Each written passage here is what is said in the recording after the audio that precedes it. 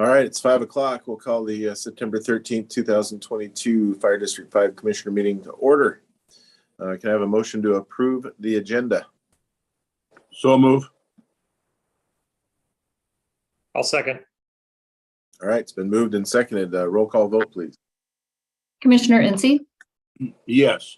Commissioner Nelson, Yes. Commissioner Sudich, Yes. Commissioner Urbina, Yes. Chairman Wilsey. Yes. All right, any commissioner absences coming up? You mean planned? Yeah, planned. All right, thank you for excusing me the last few meetings, and thank you, Tom, for taking over and running the last two. All right, any communications to the board? No communications. All right, can I have a motion to approve the minutes of the August 23rd, 2022 meeting? So moved. Second. All right, it's been moved and seconded. Roll call vote, please. Commissioner Incy, Do I vote even if I wasn't there? yes, you can. Okay. Yes.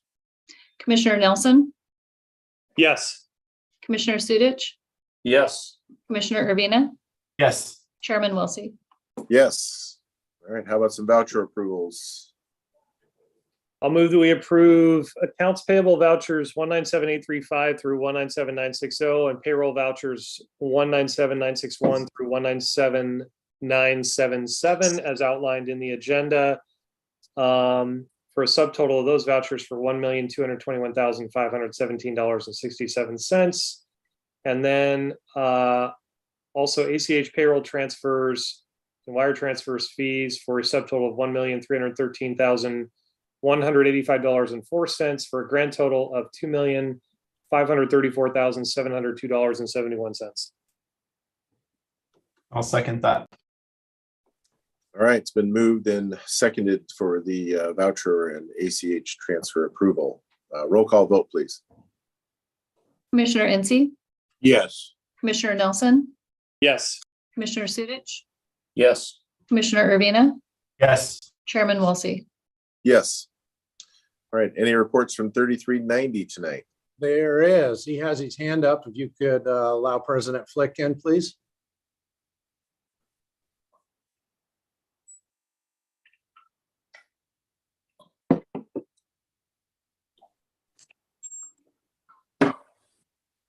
Good evening, everyone. Just wanted to hop on and give you an update that both the uniformed and the non-uniformed contracts have passed a vote of the membership.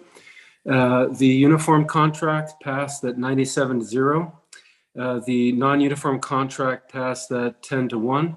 And I wanted to say thank you to Commissioner Wilsey and Commissioner Ency, also to Chief Doan, Chief Meyer, and especially Tanya. For giving the Leavenworth retreat a chance. I think it went over well. So I wanted to say thanks. Perfect. Yeah. Thanks, Jake. And I second that. I thought it's much nicer to get it done over a course of 3 days in a week rather than, 8 different meetings over 3 or 4 months. So go ahead, Commissioner Yancey. I wanted to echo that too. I really appreciate, I think that's probably one of the best meetings and negotiation meetings that I have been to in my time with the fire department. And I really appreciate Jake and the members that were there and just the working relationship that we all had there. So I really appreciate that and the hard work that you did, Jake. Thank you. Well, thank you. That means a lot. All right. Thanks, Jake. Chief's reports. All right. We're out on some deployments right now. We got Brush 55 is in Cedar Creek Fire in Oregon. Norby Johnson's part of an incident management team at the Double Creek Fire in Oregon.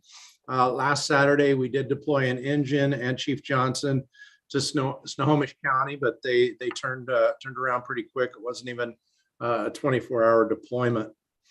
We got some promotions that are happening. Assistant Chief of Health and Safety, Scott Booth, starting October 1.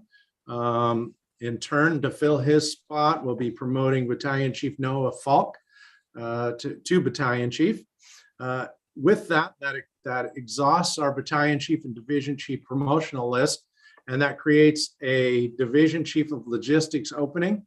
And we will be doing an internal process.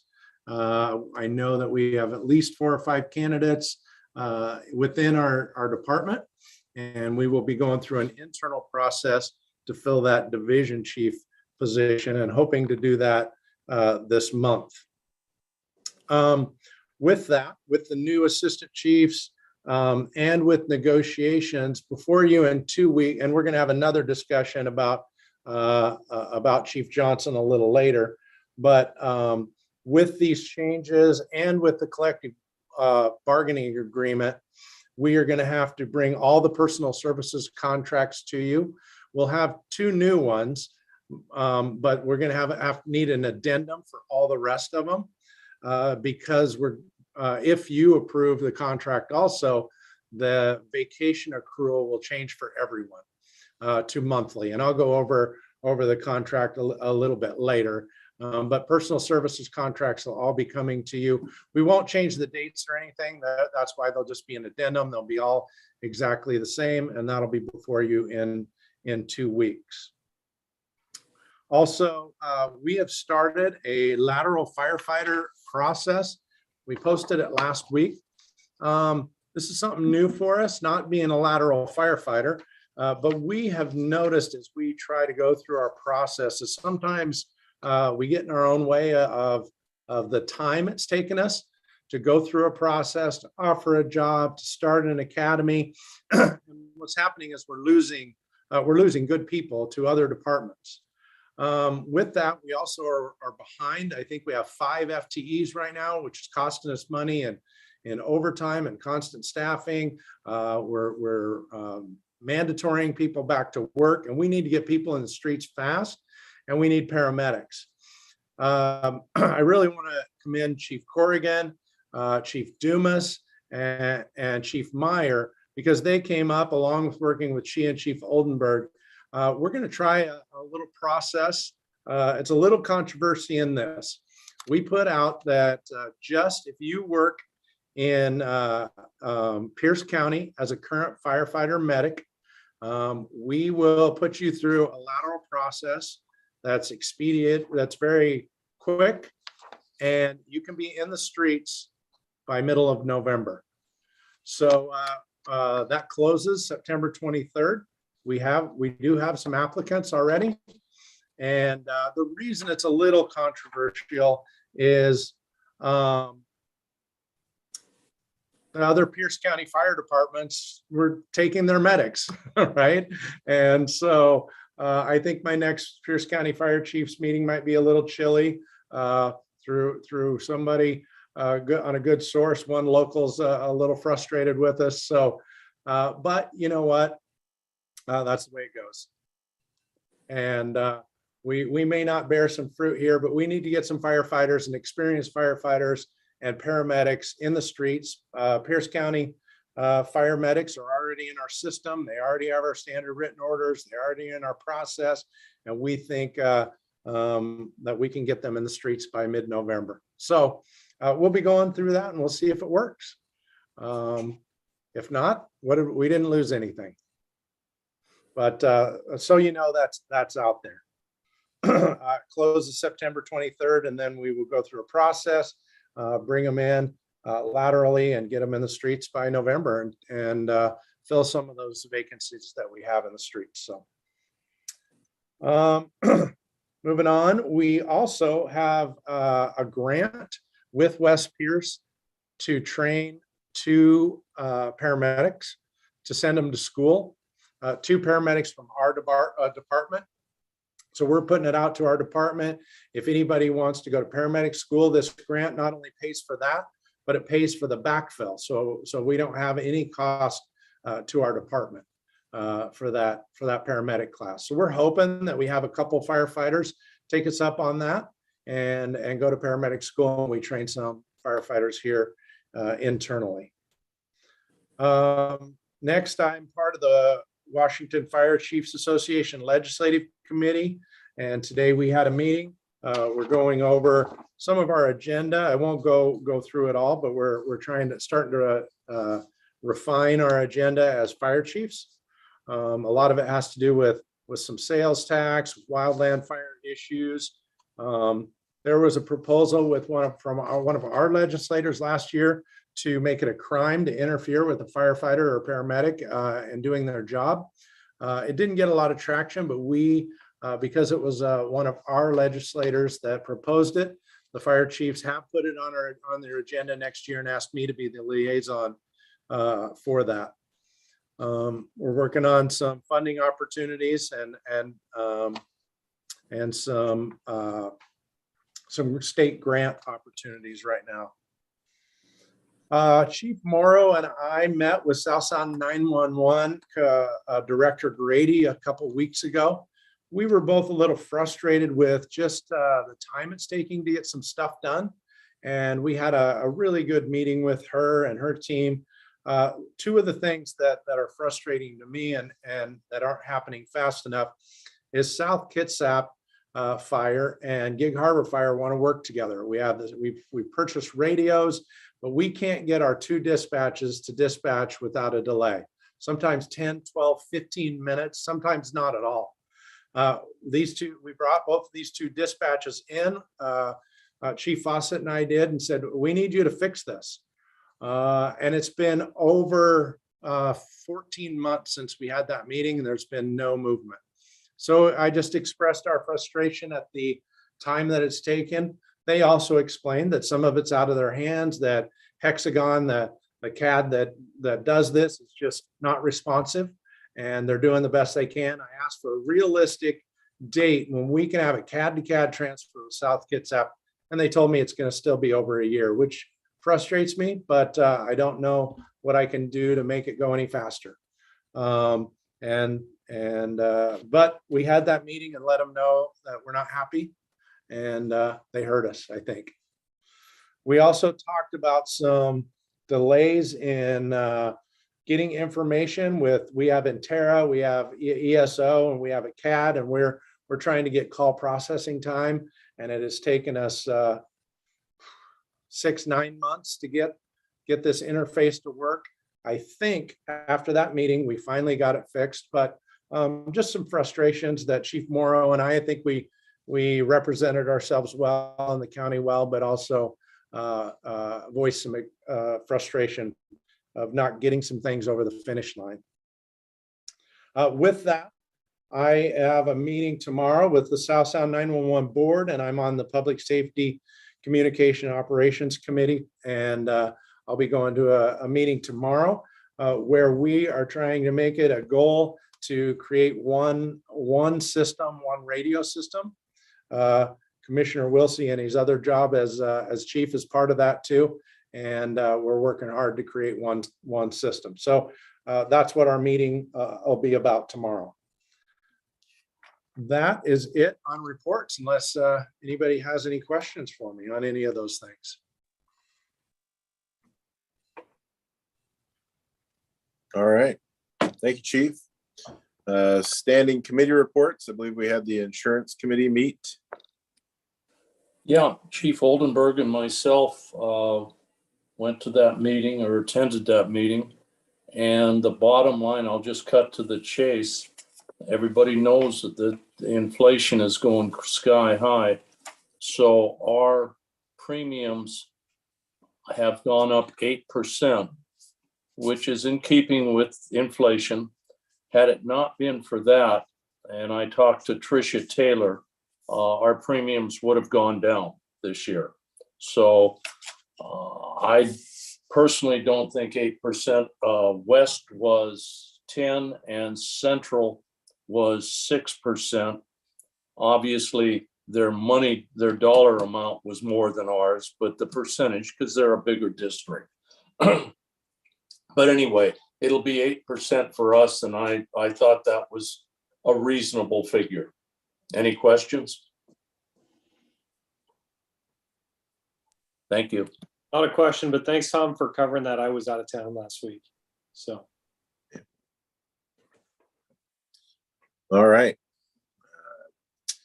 No other committee reports, I'm assuming. Don't see any burning desires. Perfect. I don't have anything for chairman's report tonight. That takes us to old business and the 2022 bond. I think we Yeah, have we'll President have, tonight, Chief. yeah, we'll have this kind of standing on our agenda every 2 weeks to give you an update where we're going with the bond and the sales, and then as we move into construction. But first, today I'll kick it over to Chief Oldenburg to introduce Northwest Mutual Advisors. Good evening, commissioners. After our discussion or following our discussion last meeting, there was a recommendation to reach out to our municipal advisors, Northwest Municipal Advisors, and have a discussion again regarding our competitive bond sale. And so we have Scott Bauer with us tonight. So Eric, if you would please let Scott Bauer in. I'll introduce him. He is the principal for Northwest Municipal Advisors. They have been kind of our guiding agency since we started this entire process. So we've had a lot of discussions and interactions with the municipal advisor group, and they are diligently leading us down this path. So without further ado, I think Scott is online. I can see you now, Scott. So welcome to the meeting, and I think you know what you're here for. So I do. And you can hear me, Perry? Yep, Okay, I can. great. Thank you. Great. Well, good evening, everybody, and thank you very much for having me. As already introduced, Scott Bauer with Northwest Municipal Advisors. We've been the municipal advisor with the district for, well, the better part of this year now. But I'm going to put a presentation up on the screen if that's okay with you all. It should be the same one that's in your board packet.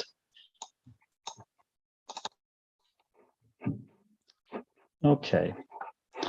So first I'm going to show you a graph of outstanding interest rates, just so you can kind of see where the market has been. We'll go through the current financing plan, how we're planning to structure this bond series and a follow-on bond series. Then I have a couple slides on method of bond sale, and then finally a schedule of events. So the bond market, both charts are showing you the same data. The chart on the left goes back to 1986, and it's showing you long-term, highly rated interest rates. So basically a 20-year rate. And you can see historically rates have, gone up and down, but generally over this history, they've come down. We zoom in then on the chart on the right, that really takes us back to September, so 3 years ago, September of 2019. And so that was just before the pandemic. As we start to move into the March timeframe, you can kind of see how the interest rates scissored a little bit. So around that time, the bond market essentially did shut down. Not a lot of deals were getting done. Only those that had to get done were sold at that time. Others were tabled for a later period. Eventually, the bond market opened back up after just a couple of weeks, and interest rates fell to historical lows in August of 2020.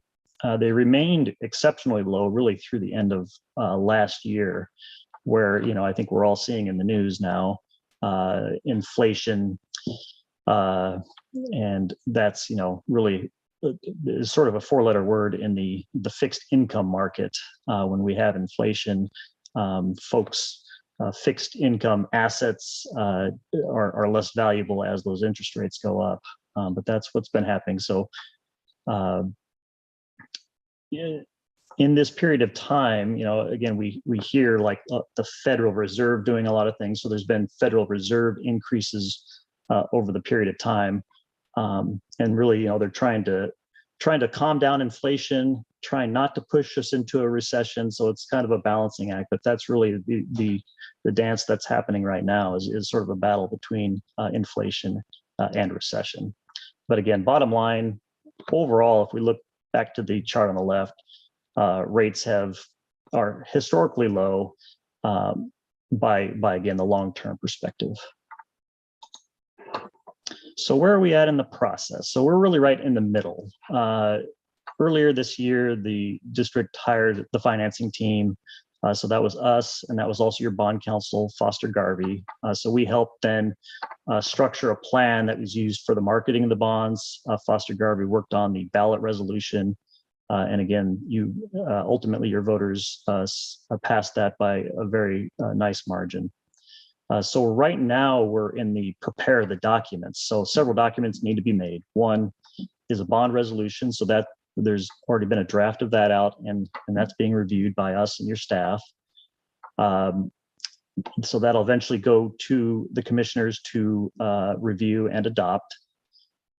We're also working on the preliminary official statement.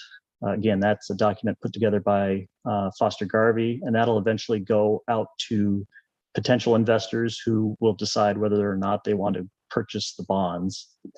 And then we're also working on the rating presentation. So a lot of the information that the district already accumulated and gave to Foster Garvey to put into the official statement, that will also go into a rating presentation that we will then have a call, probably a meeting like this, with an analyst at a rating agency, most likely Standard & Poor's. So we will spend about an hour with them going through the presentation with us and your district staff. We then will move on once we have bond rating and all the documents ready. We move to the sale and then to closing, and I'll have a couple of dates on that when we get to the schedule. So the financing plan, the goals, what we have in here are to provide 47 million out of the 80 million approved in this first sale. Now I understand that that number may change and that I think it's still being analyzed. So we'll make adjustments to this plan. But again, what you're seeing here would be a plan that would issue 47 million in your first issuance and then come back with the balance in 3 years, sorry, in 2025 of the balance of 33 million. So we were targeting a levy rate that's less than 24 cents. We were assuming assessed value would grow at 6% in 23 and 24, and then fall to a 2% growth rate thereafter. We think we're actually going to be getting a number from Pierce County fairly soon to see really where is 2023 AV headed, and to the extent it's, well, to whatever number it is, we will put that in here and adjust accordingly. But again, this first issue, what you're looking at in the graph is debt service. So this would be principal and interest payments each and every year. So then you see we create a notch to fill in another issuance after that. So the first issuance would go out to about 2042. The next 2025 bond issuance would first be then levied in 2026, and it would end in 2045. And then based on the levy rates or the assessed value growth that I mentioned here, based on this shape of debt service, it would lead to this a levy rate. So again, a flat levy rate. Now we know, of course, assessed value will not be a perfect 6% then 2%, but we have to plan for something. And so to the extent that AV is greater than we planned, then the levy rate would be lower than we're showing here. So let me go to the next slide. So method of sale, I think when I was in front of the commission in December, we showed a slide similar to this. So there's a couple of ways to sell bonds in the public bond market, negotiated or competitive. So a negotiated sale is where we would hire an underwriting firm upfront. So they would be a member of the financing team and they would be on board throughout the whole process.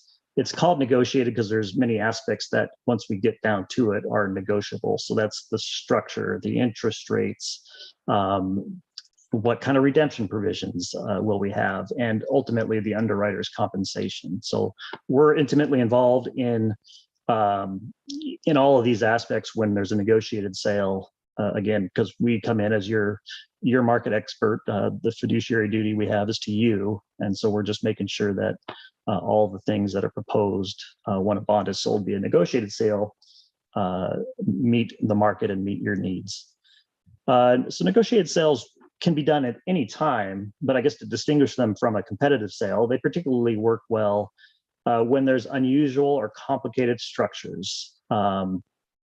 Maybe you don't have interest payments for many years, or again, there's just, it's not similar to what I just showed you in your bond structure. But again, if there's unusual or complicated, it's a negotiated sale generally.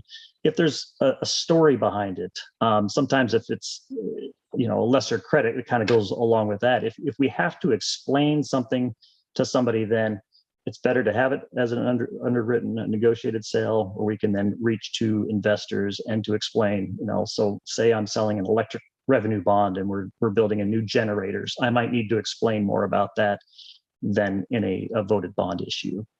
And certainly volatile markets. So if we were at the 2008 financial crisis, or if I had to sell bonds during that COVID spike that you saw, if I had to sell that, I would probably prefer to sell it via negotiated sale, just to have that additional control over the sale. Now, on the competitive side, we work with you then to develop all the aspects of the financing from your Foster Garvey is creating the official statement, but we will work through the bond structuring, get the bond ratings. We schedule the sale date, which again, I'll show you in a moment. And the underwriting firm then is selected through a series of bids that'll come in. So we will say on this date and time, we are selling approximately $47 million of bonds. We want you to bid on this structure, and you either bid on the whole package or you don't bid on any of it. We don't accept bids for just a portion of it. So competitive sales work well, again, for straightforward credits with good ratings. General obligation type bonds or essential service revenue bonds, but again, in this case, it's general obligation, large size issues, and stable markets. And I'll go through these criteria in just a moment, really related to the district here. But I wanted to show you, I guess, through a competitive sale, what kind of results do we get? So this actually is a sale result from a county that we worked on.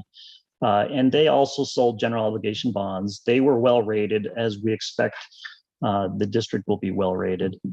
It sold last year, but you can see this is how they come rank ordered. So there were 14 bids received. They're ranked, here is what's known as TIC, or true interest cost. So that's the combination of interest rates and yields and underwriter compensation. So whoever provides that best combination is the winning bidder. So again, in this case, it would have been Hilltop Securities. They beat out the nearest one, the nearest competitor by, I think that's 0.005%. And then you can see from top to bottom, the difference in interest rates. But in this case, the best bid would have been selected. So what you get from this process, of course, is a very highly transparent process. So you as commissioners and your public can rest assured that you did select the lowest cost of financing through this process. But again, when we take a look at, do we do this competitively or a negotiated sale? As I said, straightforward credits with good ratings. We absolutely expect the fire district to be in that category, in probably the AA category. So when we're talking ratings with S&P, you have AAA, and then just below that, you have 3 degrees of a AA category. And we, again, expect the fire district to be right in there. And that's a very good rating. General obligation bonds, again, are good for competitive sales. These will be voted general obligation bonds.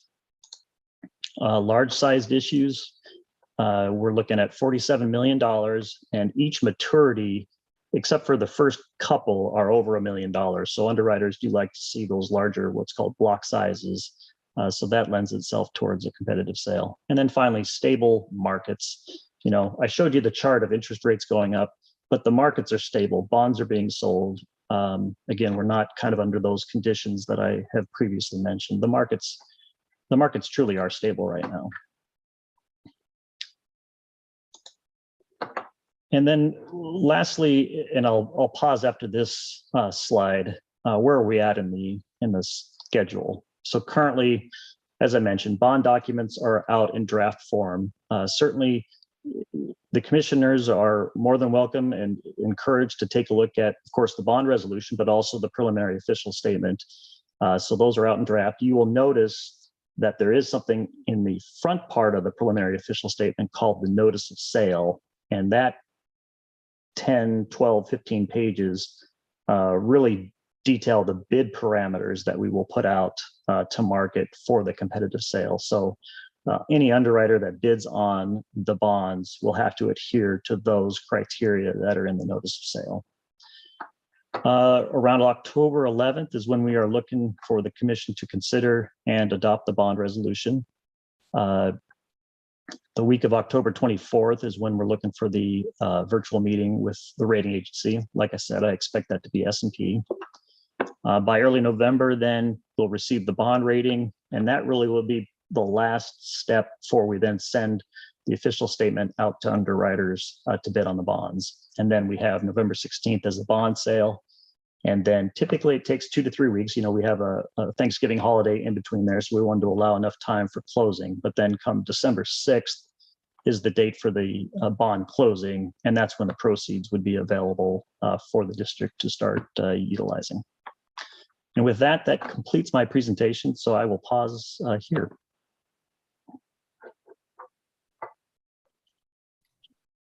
Commissioners, do you have any questions for Scott?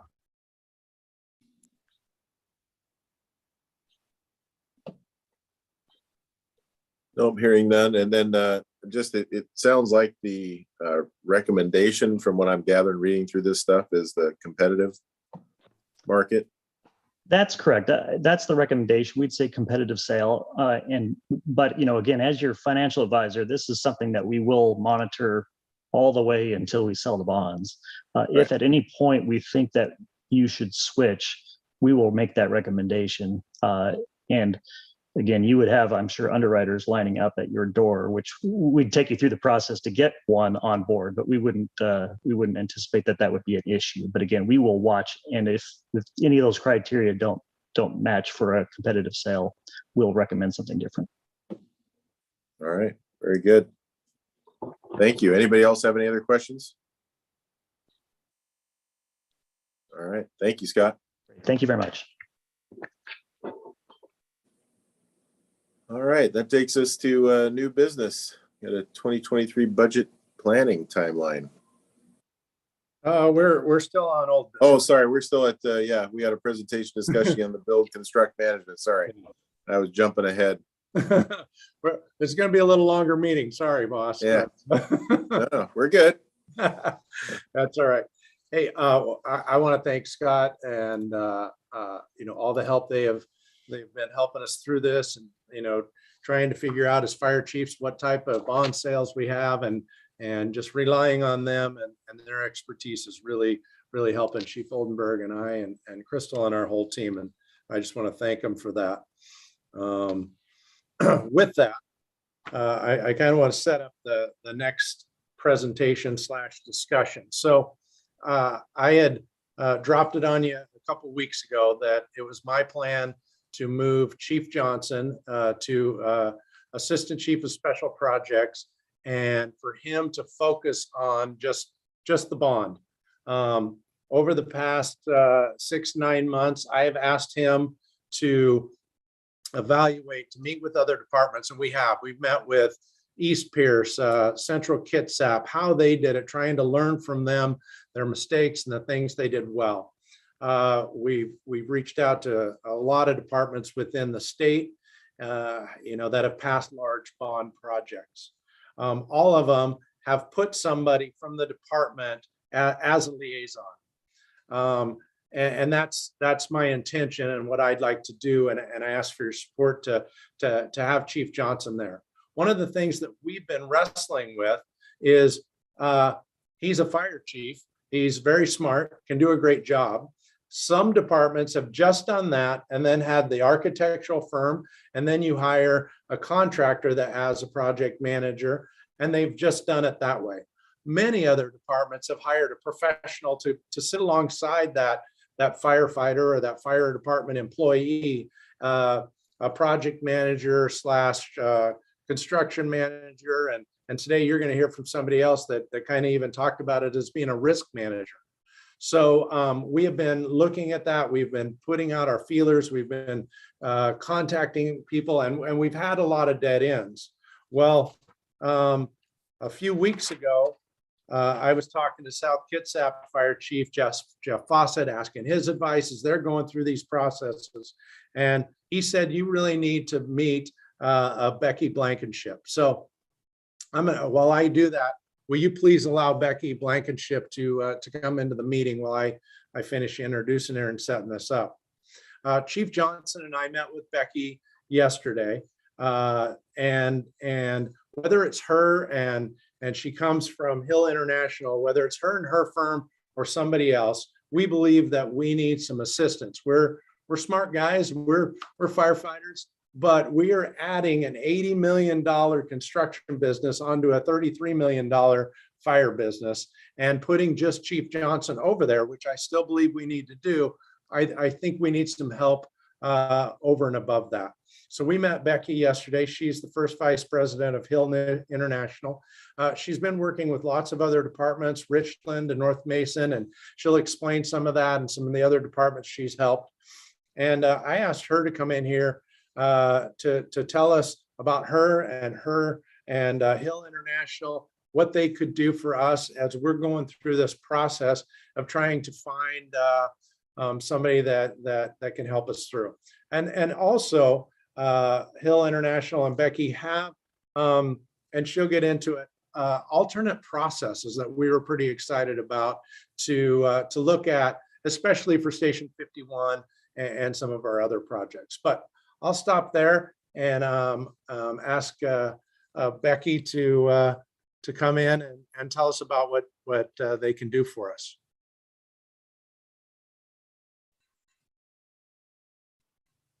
You're on, Becky. Great, thank you. Sorry, I couldn't find my unmute button. Okay, let's see if I can share my screen here for you. Let's see here. All right, are you able to see my presentation here? Yes. Yeah, you can see it. Okay. All right. Just want to make positive. It's been a while since I shared on Zoom. We typically are using Teams. So yeah, thank you for the introduction, Chief Doan.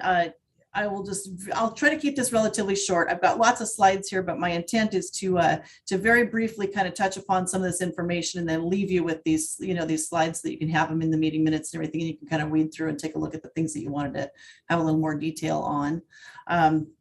As Chief Doan mentioned, I'm the operations manager for the Pacific Northwest here. So I kind of bounce around between the Seattle, Spokane, Tri-Cities, and a little bit of the Northern Oregon offices. And so real quick, I'll just let you know, I'll go through a real quick overview of what Hill International does, what we're about, and what we can offer. And then very briefly in the alternative delivery overview, I could spend forever talking about that. I get very, very excited and I can talk too long. So stop me if you need to. But I'm happy to follow up with more information on that down the road if need be. And then just a few high level recommendations, again, based on my very limited knowledge at this point and everything. So I'll just keep those very high level and then we can kind of see if you have any questions after that. So with that, Hill International, again, we're international, so we're a global firm. We've got all kinds of resources around all of our 25 or 50 offices in 25 countries. Won't go into detail on this, but just to say that we do have the local expertise. Again, like you mentioned, that's, folks we've been working with around here, not just in the fire stations, but all different kinds of things. We do a variety of different work types locally and everything. So we understand the regional areas and things that are likely to influence your projects in this area. Again, won't go into too much detail, but our biggest emphasis is risk management. We mitigate, help identify and mitigate risk for our clients. We work together and partner with you. We work work with your department liaison or whoever it is, your point of contact and everything to help, make sure that you get the performance you need to. We do program planning. We can align our services. We're kind of an a la carte firm, so we can align whatever needs you have is what we can provide. We provide it all from start to finish, but we're also happy to provide only what you need instead of coming in and telling you we have to give it all to you. We can customize it. We can do customized cost estimates for you and everything, customized schedules, things like that, processes. And then we are typically made up of architects, engineers, builders, and other industry experts with fire station experience, all kinds of experience, but that as well. I won't go into detail about this whole entire list here, but these are the things, these are a lot of this is the majority of the services that we offer. But in your case, really risk management, project and construction management oversight, that's where most clients really need some assistance, coming in and doing third-party cost estimating so that we can kind of double check what your designers or your contractors are saying. We can take a look and see if there's areas where we need to reconcile. Again, we could talk about that later. These are some of our current Pacific Northwest Fire Services partners right now, people who we're partnering with and working with. I think you probably recognize a few of these folks. And some of them don't have station names next to them yet or numbers because they're coming up, it's coming soon, and we're working in the early phases of these, but then several stations with some of these folks.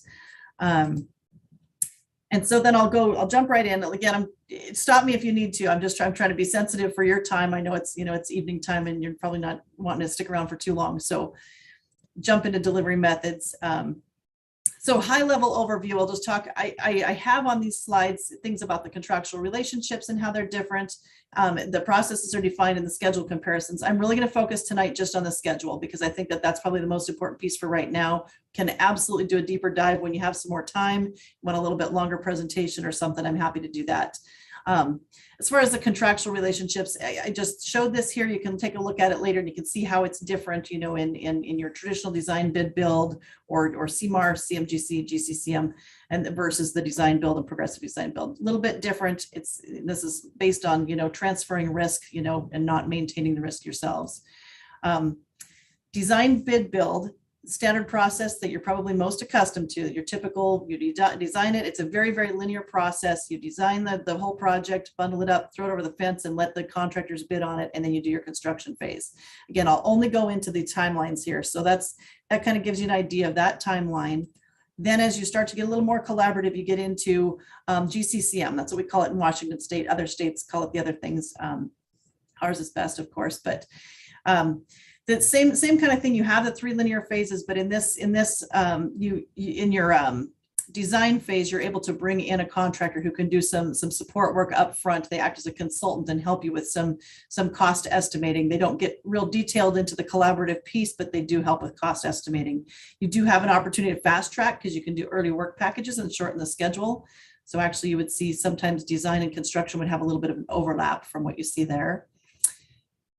Then design build gets even more collaborative. This is, became really a big deal in the last 20, 30 years. Design build became all the rage because you could really overlap that design and construction piece.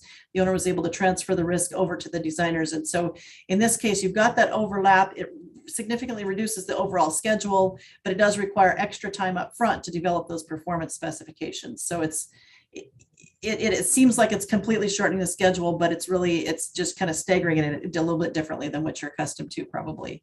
Again, I can go deeper dive into it later.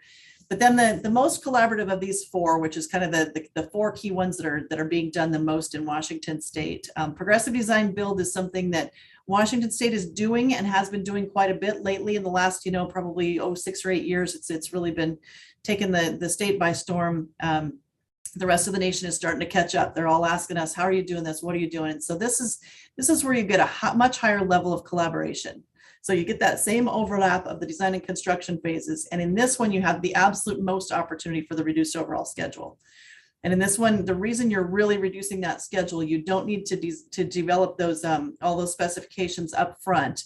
You bring on your design builder, you select them based on qualifications. There's not a design competition with this process. You select based on qualifications, you bring on that team, and then everybody sits down before pencil has been put to paper. And you're really from that point, you're making all the decisions as a team with all the subject matter experts as part of that, making decisions with cost in mind, long-term maintenance in mind, all those kinds of things. So just this is something you can kind of chew on a little bit later, but it shows you what those timelines are compared. If you actually overlap it and then take a look at it this way and see from your initial planning, which, you know, in some of your projects, you've already got some of this planning already done.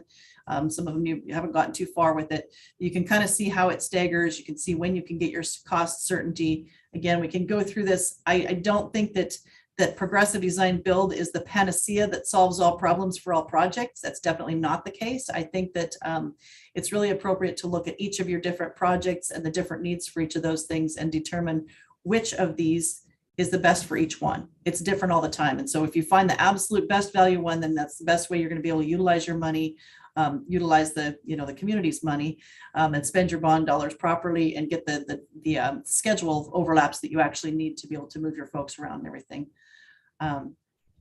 So again, we can go into more detail on that later. That in mind, with all those things I just mentioned, I took this and from your previous meeting minutes, this that was prepared by Rice Fergus Miller, and took a look at this. I actually spent a little time today. I spent a couple hours trying to see if I could figure out the best way to overlap this and set up a schedule. And I would need more information to really understand. I need to know your needs and what your requirements are. I know, you can only have, each of these stations vacant one at a time. And so there's a stagger and an overlap that's really important to look at. But I think you have to look at those delivery methods as well and see which ones make sense. But from a high level, I certainly think that there's ways to make this less of a linear process. And you can certainly stagger some of these and be starting these at the same time and be really efficient with that and bring on different teams to be working on different pieces. So I'm happy to sit down and help you go through that for sure. But with that said, my recommendations, just again, very, very high level recommendations. Definitely some overlapping and creative phasing to accommodate moving those crews around to the different locations and only having one empty at each time, everything. So you're scooting things around. I think there's definitely some phasing that can be done to be creative with that. Also keeping in mind your permitting process and, who could be designing what at the same time. And I think you definitely, in order to do that, you would want to consider these multiple delivery methods to be able to maximize your efficiencies, the cost, the schedule, material acquisition. As you all know, I'm sure you know that there's long lead times on items and there's, a difficulty in availability of some materials, things like that. So it's just all about managing that risk, really managing and understanding what risks there are out there and then managing that. So, and then not just staggering your start dates, but when you actually have your construction timeline set so that you can manage labor availability risks. Sometimes you decide, hey, let's just start all these projects at the same time and we'll have 4 things going under construction, but then you find that you don't have local subcontractors that can support all of those at one time. So if you can actually stagger them properly, you can actually keep these people available moving from project to project to project. And then I would highly recommend that you partner with an experienced owner advisor, similar to Hill or any one of our competitors, to definitely help you identify and manage those risks. Definitely get somebody experienced in fire stations. They're very different than a standard project, so that's really important. And then just as Chief Dome was saying, appointing a department point of contact to manage that interface with the stakeholders, and the end users, the public, and everything. We can do a lot of that. We or our competitors, we can do a lot of that work, but not without having somebody who really fully understands all of the department's needs, the background, the history. There's things that you guys understand and know that we can't possibly know. So we can make recommendations to you, but we really need to have somebody who's doing that interface and managing, the needs and the wants and the desires of everybody involved. So that's just very high level recommendations. Again, very, very short little brief presentation. Happy to take any questions you have. And if you're interested in more, I'd absolutely love to come do a deeper dive on any of those delivery methods. And I'm sure once you sit down and start looking at those, you can see which ones work best. So any questions?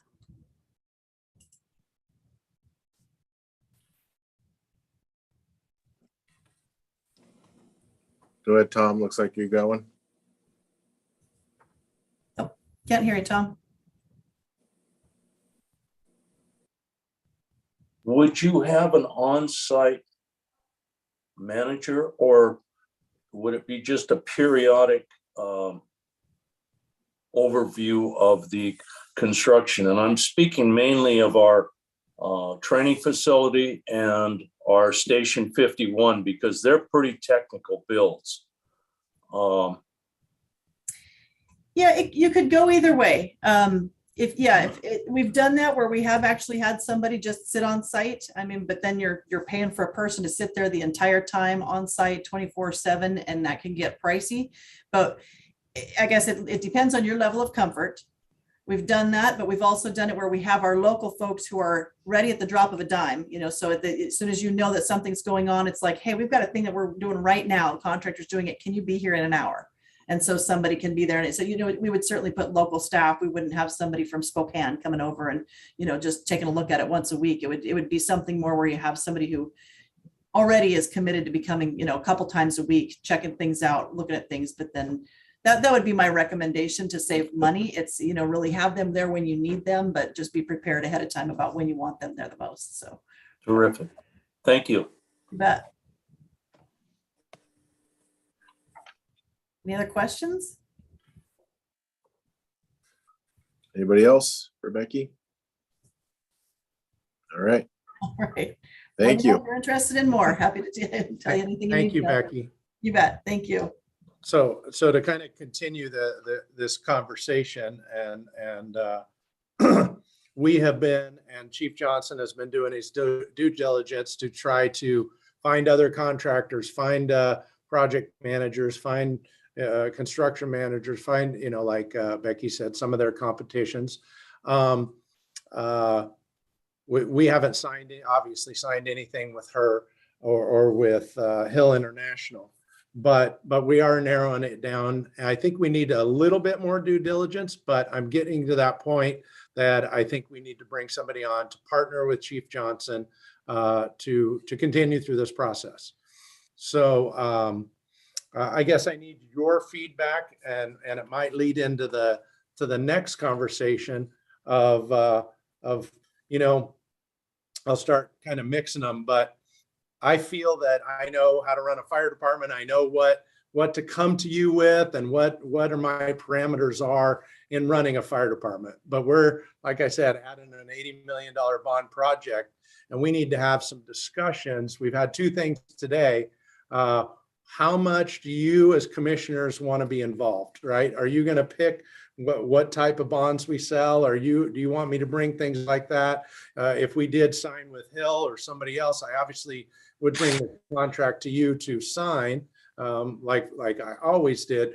But we need to put some sideboards, and I need some direction from you of how much interaction, how much decision making this board wants to be part of.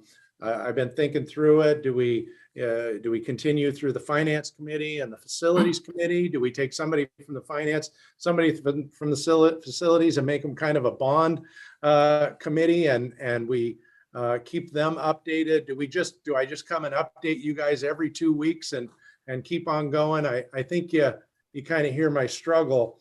I think we need to move Chief Johnson permanently, move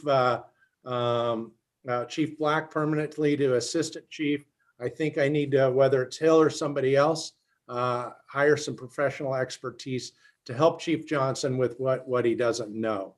But I guess I'm looking for your guidance on how much involvement and how much and what you guys want me to bring to you.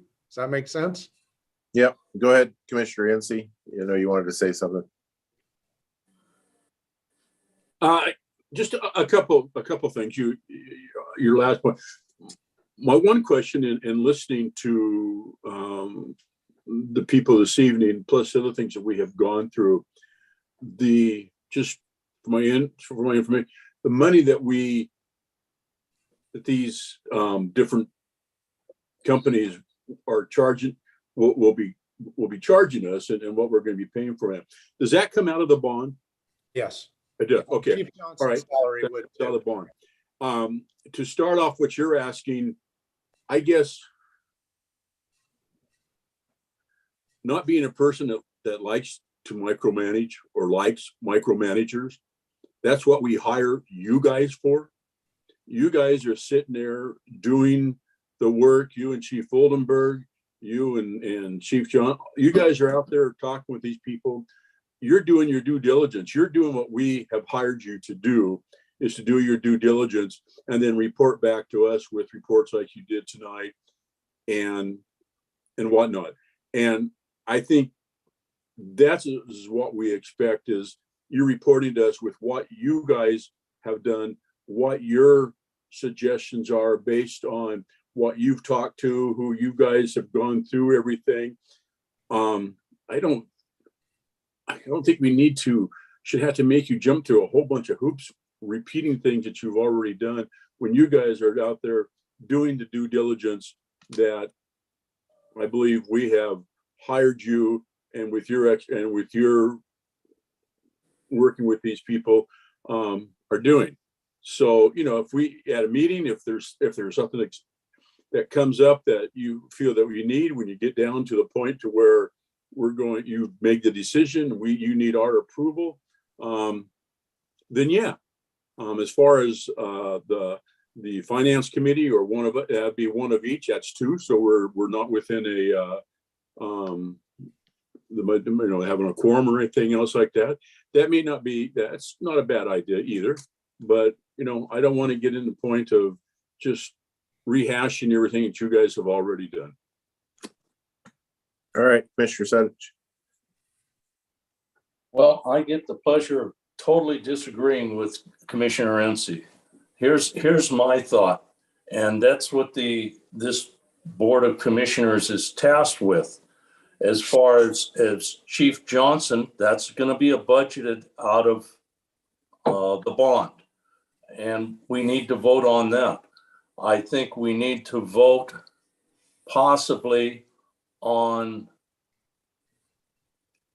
whatever contractor comes along. After that, once we have a firm bid, we'll vote on that bid, be it $10 or $1 million, whatever that bid is. That's when we step back until and if there's a cost overrun and it's more than the bid. Yes, we'll have to vote on that. But once it's been determined, okay, we're going to vote for $19,999,000 for a training center. Once we take that vote, that's up to the administration and whatever professional firm to oversee that, unless we have a cost overrun, and then it'll come back to us. Because at the end of the day, the board's responsibility is the money. And again, vote on Chief Johnson, vote on a contractor, and vote on whatever bid. Right now we have estimates. We don't have a bid. I don't think that's too much to ask. And it's not putting any burden on the chief or the administration, because whatever say the excuse me, the training center is, once we've taken that vote on the bid, we can just stand back and say, okay, go forward, and not meddle in it. Maybe every once in a while, FYI, as far as what's going on.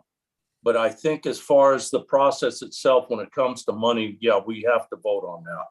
Well, that's what I said, Tom. I said when they get to the point of hiring somebody or getting to that point, then they'd bring it to us to vote on and to make that expenditure. But until that time, let them do their due diligence on bringing who they want to hire to us. All right, Commissioner Nelson. Maybe I'm missing something, but I don't view Tom and Kevin's positions as being inconsistent necessarily. I think they're actually entirely consistent. And I think there are high level decisions that come to the board that Chief Doan will bring to us, but that's like high level decisions, right? I mean, we sort of adopted the chief's plan of like, here's the projects we're going to build, right? So I view it as like, okay, we're going to get bids. And I think Tom's right. We probably have to have votes to, approve the contracts for the bids. But once that happens, it's like, okay, take the ball and run with it. As far as Chief Stone's proposal to put Chief Johnson in as a single point of contact, I 100% agree with having a single point of contact from the department. And I think it's up to Chief Doan to pick who that is. As a matter of course, I think we have to, we approve all the personal services contracts. So we would that would be the board approval mechanism, is Chief Doan would say, hey, I want to put JJ in this position. I'm going to backfill JJ's current position with Chief Black. And then the personal services contracts would just all come to us in due course, and we would approve them. So the way I look at it is, as far as what should be brought to our attention is, if we, God forbid, we start seeing gigantic overruns or gigantic, increases in bids, and we have to make decisions about, okay, what can't we complete? That to me is a board level decision. But, as far as selling bonds and starting with this project, if it's within the estimates, then hey, we get bids, we approve. I think we approve them as a board, and then it's like Chief Doan hands it off to JJ and whoever. If we hire a manager like the presentation that we just saw, they then do their job, and we don't necessarily have, minutia level decisions of, what equipment are we buying for the training center? That's not for us to decide. Does that clear it up as far as my perspective, Chief Doan, or does that muddy it more? I think it's getting narrower, but I think it's kind of hard for you to answer too, because Commissioner Sudich said to hire a contractor. When are you talking when we go somebody to help us like Hill, or are you talking when we go out to bid for a contractor to build our building? And maybe we do it like this. Maybe how about my suggestion of maybe Bryce and Joe from those two committees? We will continue to email both of you as we're going along, invite you to meetings, and you come when you want and can. I'll give you an update every 2 weeks. It'll be a standard update of where we're doing, what we're headed.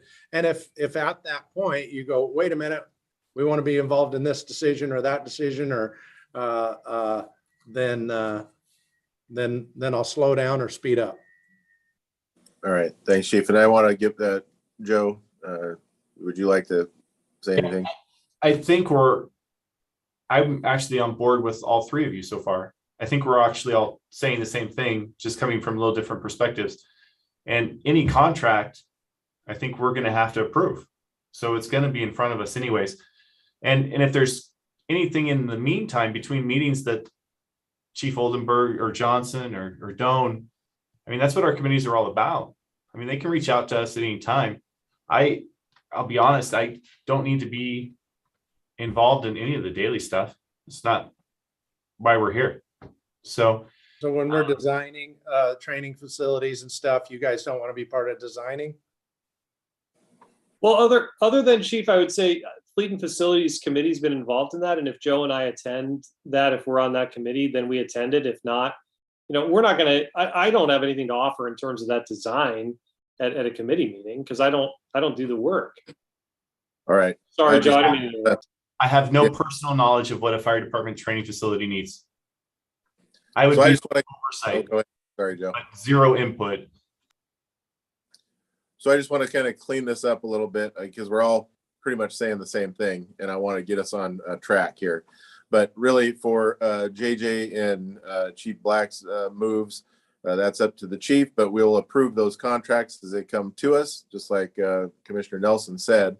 I think we're all in agreement that we'd like to have a building construction management company that will be in the, make those decisions and hire that on. I would like to see bids, right? So put a request for proposals out and get those so that we can, review them and approve the one that is going to get the contract, right? So I think that handles that section and part of it. But then I also agree that we should stand up a special committee. And I like the chief's idea that we get somebody from finance and then somebody from facilities that both sits on that special committee. And like you said, Chief, they're either in or they can be out or miss, just like we do with everything else with the committees, right? They can participate as much or little they see fit. And we would have to make that decision as a board too, to put that special committee together. So I think that clears that up and it gets everybody to where we need to be. And I think that we can all agree upon that course of action. So there's really, in my mind, there's nothing to do tonight, right? Because we'll approve the personal services contracts as they come to us. You need to go back and get some RFPs put together, or put an RFP together to get some bids so that we can approve a management team. And other than that, we will also talk about a special committee, possibly from finance, but I think we'll have a little bit of time to think about that, maybe a little bit more, not make a decision tonight. But is everybody kind of in agreement with that course of action? Okay. All right. So you a little bit clearer, Chief? We got it? Thank you. Okay. All right. Any more discussion on the bond? All right. Moving on to new business, 2023 budget planning timeline. All right, so this is me. Let me share my screen here, commissioners. Can everybody see the budget timeline? Thumbs up here. Is it visible? Okay, great. Yeah, this is just kind of a FYI only for the commission. This year for the budget timeline or the budget build for the 2023 fiscal year, we adopted last year's timeline. It's exactly the same. All we did was change the dates. So I'm just kind of wanting to run this by the commission to make sure that you're comfortable with the schedule through the rest of the year. We are in this time frame right here is tonight's meeting. We are about halfway through this. Crystal and I and the entire finance and admin staff are probably about 90% done with our 2023 budget. As far as our preliminary stuff, we're waiting for some final numbers from the county on some revenues, but I believe we got those today or this afternoon, and we'll be plugging those into our numbers that we have prepared. So I just wanted to let you know that we would like to continue along this timeline. You will be presented with their first draft of the budget on the 27th, the second draft on October 11th. We'll have some revenue numbers in the revenue hearing on the 25th. Final revisions will take place through the end of October, first part of November. And then we expect you to approve the budget on November 22nd, and then we'll send it off to the county. So again, I don't think we need official action from the board, but I just wanted to make you aware of the timeline and kind of get a cursory thumbs up. That sounds good. We're just going to follow the timeline that we have previously established here in Gig Harbor. For us, it's our first time going through the process, and we're just we're comfortable with this timeline. And so I thought I would do this step as set out here in the timeline. So that's where we're at. Any questions?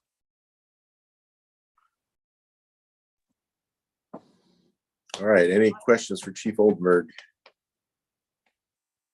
No, Okay, thank you for your go time. ahead. Hold on. We got one from. Oh, okay. I don't have a question on this. I want to back up to the committee reports for a minute. Chief Oldenburg was involved with the insurance meeting, and I've been involved in that off and on for a number of years. He came in pretty much cold, and I just wanted the board to know what a great job he does.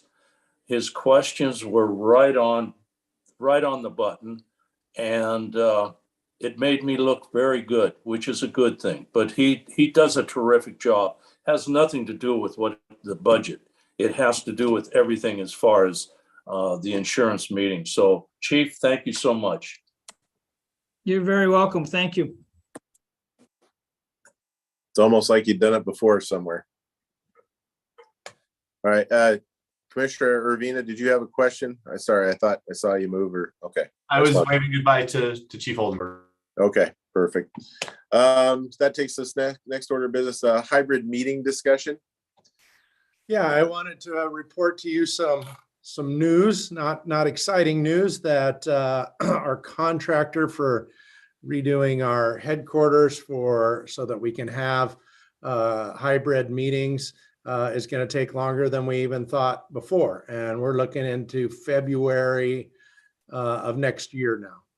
So I just wanted to first report that and then have a discussion. This is obviously your meeting and it's obviously your decision. We're at a point where we can continue the way we are, and there's lots of pros to it. We can be remote, we can have it recorded, we can have it live, we can bring other people in. So there's lots of positives here. We do meet the governor's order that we come back in person by having somebody here that can greet anybody that wants to come in person. Or if you want, we can come back in person, but we won't have the technology. We would meet the remote option by having a phone, and people can phone in. So I want to let you know, number one, that the renovation of that room is going to be sometime next year now, and see if you wanted to continue the way we are for another 9 months or so, or if you wanted to come back in person, but know that we don't have the technology and it would just be a phone. Commissioner Wilsey did have an idea of contacting the city and asked, they have the technology and are doing it right now, if we could use their chambers and their facility. I haven't been able to contact them yet to ask that question. So there you have it. All right, go ahead, Commissioner Urbina. Is it just a supply chain issue? Is it the same that we've been hearing for months? Okay, just getting the equipment. Okay. Yes. So I've probably been the most vocal about how I think Zoom in many ways has been, you know, the best part of a bad situation, because it's allowed us to get more community involvement in our meetings than we typically have when they're in person. I think back to when we did the chief search and the meetings about the chief search. I mean, we got a ton of input and a ton of observers because we were on Zoom. And I don't know that we would have had the same level of community input if we were in person. So me personally, I'd rather have us get the building right, get the equipment right, then move in, as opposed to move in and kill off Zoom and no longer have meetings archived on YouTube and all that. I just like people being able at their own pace to see our meetings. And I would like us, as we transition back to in person, to just be able to keep doing that. And so if moving back in now means we can't do that because of technological limitations, I think we just stick to where we're at, as flawed as it may be on some level.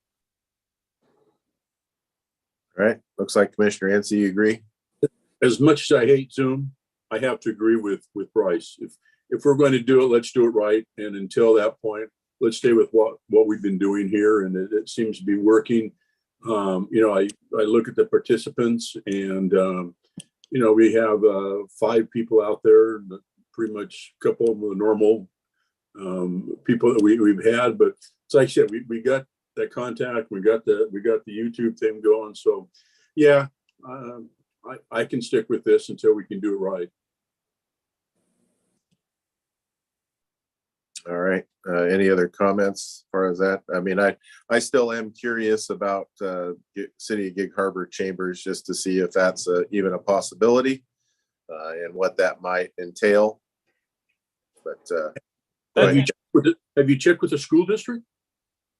Because they do theirs at the new Swiftwater, and they're set up with everything like the city is. So they do all their meetings in public, and it's out there, so they're fixed up too. So that's another alternative that you might look at. Okay, I will. And Alex, I just want to say, like, I would be all for if we can find a place that can accommodate us technologically. Yeah. Where we could pull it off. Yeah. I'm game. I mean, I don't mind going to Swiftwater or going to the city or whatever. I mean, it's an imposition on them, but if they're willing to help us out, I'm happy to do that too. I don't want to make it sound like I'm unwilling to come back. No, and I don't want to, you know, just me personally, I don't feel like we should come back and just do full in person and shut everything else down. It just doesn't have the right feel to me even yet. So, but I was hoping that we could get back together in some shape or form and still support it while we're getting our, ours ready. So anyway, that's kind of where I'm at too. So Chief, if you just let us know what the city says, and I don't know, you can probably email us or whatever, and then we can talk about this at the next meeting to kind of finalize what we're going to do. Great. I'll call the mayor and Creston from the school district and see if that's a possibility. All right. Any other discussion on that? Okay. We're going to move into executive session tonight. So pursuant to RCW 42.30.140 to discuss collective bargaining negotiations, blah, blah, blah. I do believe Tanya sent you another Zoom link so we can go to a different room. Then we'll keep this one open. We'll be back. Alex, what time do you want to have it be back? We Yeah, need to be specific. Let's go to, we'll go to 6:40 to start.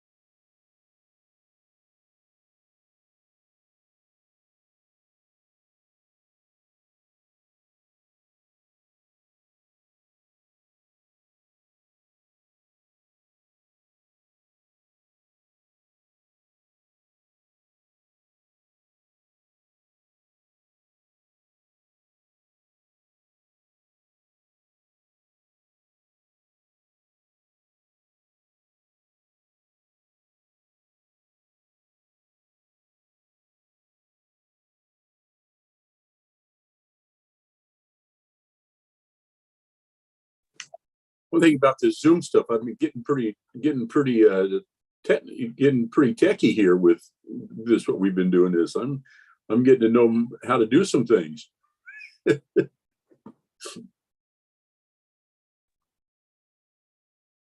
Yeah, if you were still working as a cop, you could be doing, you know, like tech investigations, Kevin. Natural.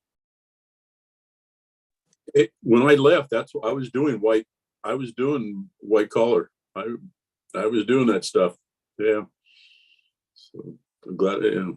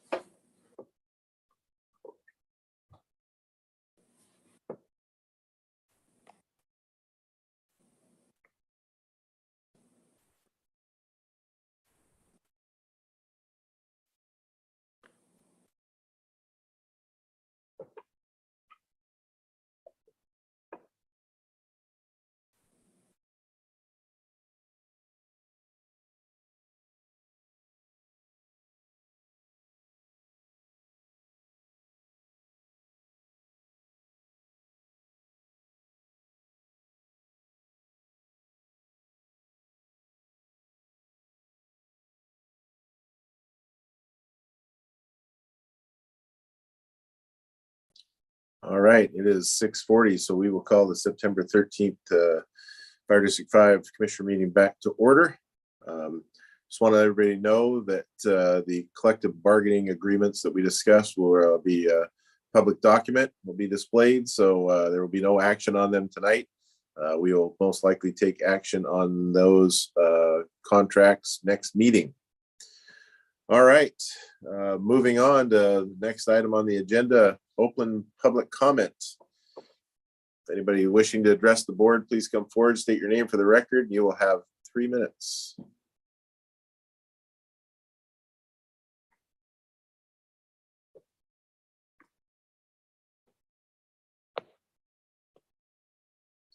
Looks like Carl's got his hand up. Get Carl in here.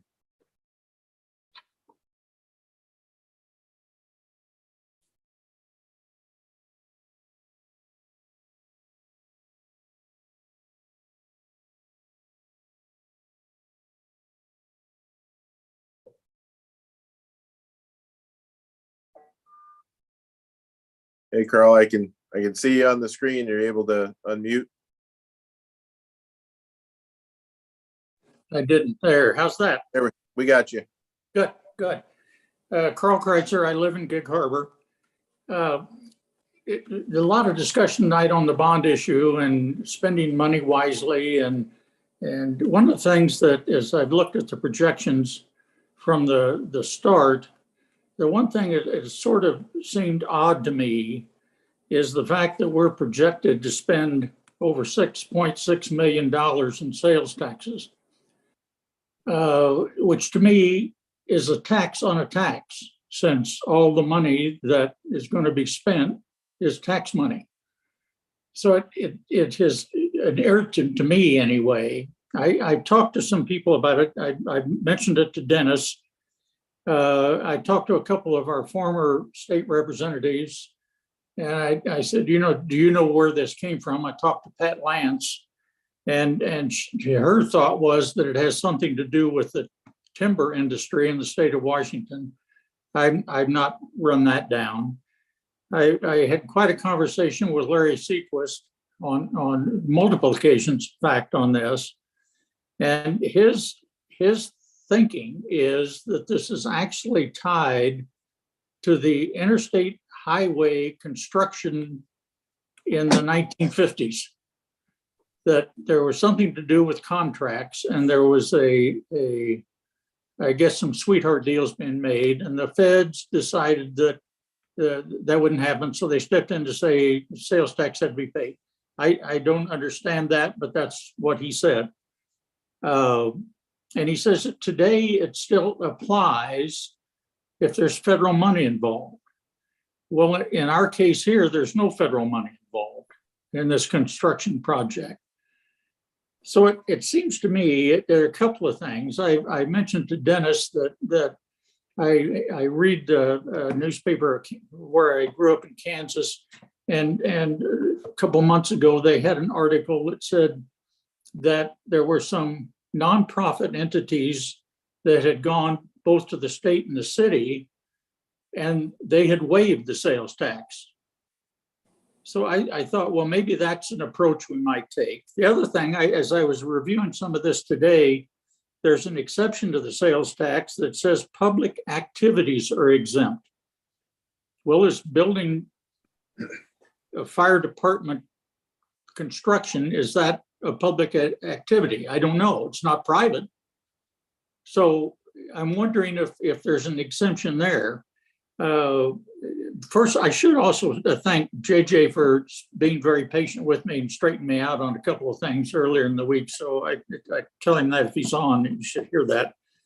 As I saw the examples put up on the slides tonight, I was seeing different numbers than what I see on the projections on the department's website. But it looks like we're talking about between 6.6 million and I presume $7 million. So it's a significant amount of money. And I think that we ought to be taking an approach, whatever that approach might be, to see if we can avoid paying that. I feel like I'm being double taxed. I didn't vote to put money in the general fund. I voted a bond issue to build some structures for the fire department or construction. So that's sort of where I am. I don't know what the next approach should be, but I think something needs to be done. I just don't think it's right. Oh, I appreciate that, Carl. And yeah, I tend to agree with you too, because I want to get the most bang for our buck to be able to build some facilities that meet the needs of the public and of our firefighters. So nope, we'll do what we can to look into that. Yeah, Carl brought this to me a while ago, and like I told him, I'm working on it. Oh yeah, there's a few things. First, I have asked our lawyer if we do have to pay sales tax, and I'll continue to send him anything you have that thinks that there's opportunities to get out of it. But he's pretty clear that we do have to pay it. Second, as far as I agree with you of asking city, county, and state if they will forgive us, and I do plan on pursuing that. The worst that can happen is no, right? But also, we're asking our lawyer. There's a law that's a little different here in Washington than where I come from about the gift of public funds, and that is pretty narrowly scoped. So we're having our legal look into that, if the city, county, and state can do that, and if that is a gift of public funds. So we're asking that question. And then third, if it's not a gift of public funds, I highly doubt the county and the state are going to do it. But I think we do have an opportunity that the city may. But when it comes to the city doing it, they're going to say, boy, you asked every nonprofit, everybody's going to ask us, and we can't have that, right? So I thought, if we get to that point, what if we tie that savings to something that helps the city, maybe a ladder truck or a pumper that's going to work in the city? If you forgive us this much tax, we will replace it with a new engine or a ladder. So that's where I'm headed, Carl. I'm working on these things. I'm also on the Washington Fire Chief Legislative Committee, where we're working on a sales tax mitigation on equipment, fire and EMS apparatus at the state level. And so I'm doing my best. And I appreciate that, and I'm not being critical in any way. I think you know that. Yeah. But Sequist, in fact, said that he told me at first he didn't have any time to do with it, and then the next day I had a whole bunch of stuff from him where he was getting involved. But he had even suggested that he could bring staff down from Olympia to write some legislation. I talked to Steve Wright, isn't that right, with Fire Chiefs Correct. Association? Yep. He's apparently, we've done some of this in the past, and I think he had the same feeling, Chief, that you just said, that you get into, well, me too's.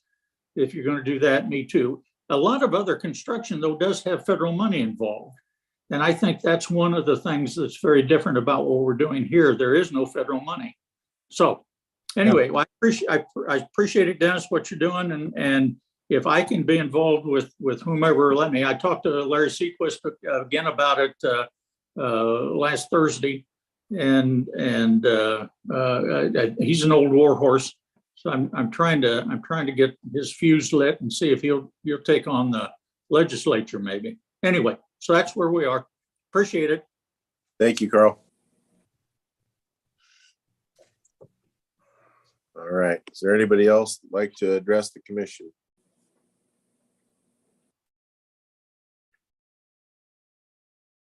All right. Seeing and hearing none.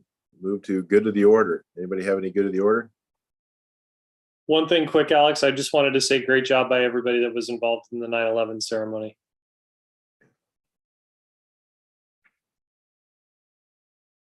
All right, thank you. And then any other special interest upcoming events? Looks like we've got the Washington Fire Commissioners Association Annual Conference. I think Commissioner Urbina, you're going to that. And then who else? I am too, Alex, as long as there's no mandolin slicer incidents at my house immediately before. Yep. All right. Well, thank you for attending that. And well, we'll see you again before that happens. But yeah, thanks for representing the district at that event.